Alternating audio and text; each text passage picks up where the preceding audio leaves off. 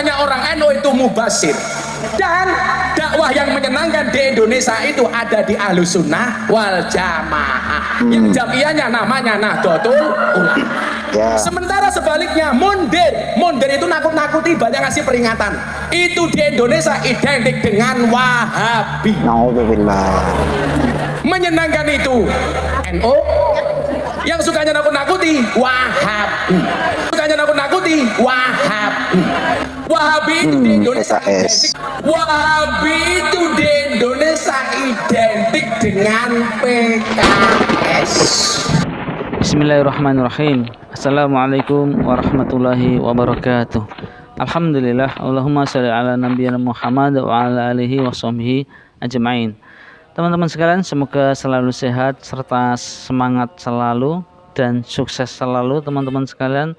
Kali ini teman-teman kita disuguhkan dengan lelucon yang disampaikan ceramahnya oleh Gus atau Agus-Agusan saja ini, yang mengatakan bahwa dakwah mubasyirin, dakwah yang menyenangkan itu dilakukan oleh Aswaja, yakni NU, sedangkan dakwah yang mundir, yang menakut-nakuti, itu identiknya adalah orang-orang Wahabi katanya teman-teman sekalian. Nah, benarkah demikian teman-teman sekalian? Kita cek dulu teman-teman sekalian di surat Saba ayat ke 28 serta kita nanti akan baca tafsirnya. Wa ma arsalnaka illa kafatan linnasi basyira wa nadhira walakin aktsaran nasi la ya'lamun. Dan kami tidak mengutus kamu, yakni Rasulullah sallallahu alaihi wasallam, melainkan kepada seluruh umat manusia sebagai pembawa berita gembira dan sebagai pemberi peringatan, tetapi kebanyakan manusia tidak mengetahui, kebanyakan manusia tidak paham, kebanyakan manusia gagal paham. Di antaranya Agus-Agusan ini teman-teman sekalian. Nah, coba kita cek teman-teman sekalian di tafsir, kita gunakan tafsirnya Syekh Abdurrahman bin Nasir As-Sa'di tentang ayat ini.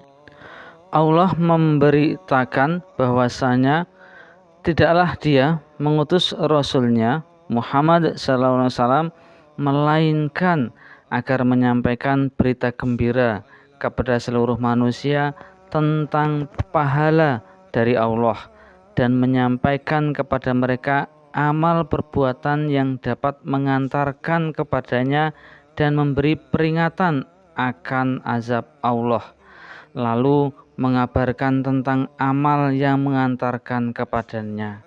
Jadi kamu sama sekali tidak mempunyai campur tangan dalam urusan tersebut, dan semua yang diusulkan kepadamu oleh kaum yang mendustakan dan keras kepala bukanlah tugasmu.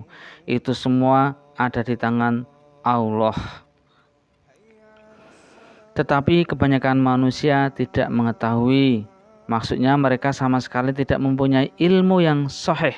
Malah mereka sebenarnya adalah orang-orang bodoh atau orang-orang yang keras kepala yang tidak mau mengamalkan ilmunya, sehingga seakan-akan mereka tidak mempunyai ilmu. Dan di antara tanda mereka tidak mempunyai ilmu adalah Allah menjadikan mereka tidak memperoleh jawaban dari apa yang mereka minta, berupa usulan kepada Rasul sebagai sesuatu yang mengharuskan mereka untuk menolak dakwahnya. Jadi teman-teman sekalian, mohon maaf, Gus ini atau Agus ini gagal paham memaknai tentang ayat Allah Subhanahu wa taala bahwa dakwah Rasulullah SAW itu ya dua-duanya basyiron wa nadhiron, memberi kabar gembira dan memberi peringatan, ya, bukan menyenangkan. Kalau menyenangkan nanti bisa jadi ceramahnya hanya lucu-lucuan saja teman-teman sekalian. Bisa jadi menyenangkan karena bayarannya banyak misalkan dan lain sebagainya. Nah, ini perlu untuk kita luruskan. Kemudian teman-teman sekalian, yang kedua, mengatakan bahwa yang menakut-nakuti itu adalah Wahabi. Benarkah demikian teman-teman sekalian? Bagi teman-teman yang sudah pernah duduk bermajelis menimba ilmu atau menuntut ilmu kepada dai-dai, kepada ustadz-ustadz, pada kiai-kiai yang mereka labeli Wahabi. Tetapi Wahabi yang mana dulu ya teman-teman sekalian? Kalau Wahabi yang mereka labeli itu adalah dai-dai lulusan Timur Tengah seperti Madinah, Mekah, yakni Arab Saudi, yang menggunakan ataupun mengikuti metode dakwahnya Syekh Muhammad bin Abdul Wahab. Coba teman-teman yang pernah duduk bermajelis, benarkah dakwahnya ini adalah dakwah yang menakuti, dakwah yang menyeramkan, atau sebaliknya dakwahnya sangat menyenangkan, membuat hati tenang, membuat hidup terasa lebih enjoy, dan orientasi hidup juga lebih jelas ya teman-teman sekalian. Nah, teman-teman yang sudah bermajelis pada dai-dai yang dilabeli Wahabi seperti ini, teman-teman bisa berkomentar. Yang sudah pernah ya teman-teman sekalian. Kalau belum pernah jangan berkomentar, nanti komentarnya hanya katanya dan katanya terus, belum pernah merasakan langsung. Atau yang belum pernah bisa deh dirasakan, dicoba untuk hadir duduk bermajelis dengan niat menimba ilmu, mencari kebenaran, nanti teman-teman akan bisa merasakannya. Yang terakhir teman-teman sekalian, dikatakan Wahabi identik dengan PKS. Ini lelucon juga teman-teman sekalian. Mungkin ini Gusnya ini gagal paham, jelas gagal paham. Atau alternatif yang kedua, mungkin ada maksud lain, ceramahnya bukan karena ilmu tapi karena nafsu. Ceramahnya bukan fakta karena mengejar dunia. Apalagi ini musim kampanye ya teman-teman sekalian, dan disinyalir Gus-gus ini sedang membela juraganya atau yang dielu-elukan suatu capres. Saya tidak akan sebut, teman-teman sudah tahu sendiri. Namun itu haknya kita masing-masing, tetapi tidaklah pantas seorang penceramah apalagi dilabeli dengan Gus atau Agus ini, Gus-gusan ini, kemudian memberikan pernyataan-pernyataan yang tidak benar, memberikan pernyataan-pernyataan yang memecah belah umat, memberi pernyataan ataupun tuduhan-tuduhan yang bukan karena ilmu tapi karena nafsu, bukan fakta tapi hanya mengejar harta, kedudukan, dan dunia saja.